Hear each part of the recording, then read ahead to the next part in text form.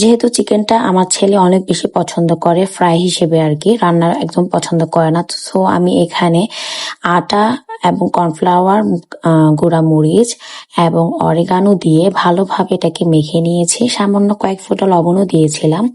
তো এখানে আমি 3টা লেগ পিস দিয়ে আমি ভালোভাবে ছেঁকে নিয়েছি, এতে আমার হাতে একটু লাগেনি। তো এগুলোকে আমি আস্তে আস্তে এখানে তেলে ভাজতে দিয়ে দিলাম।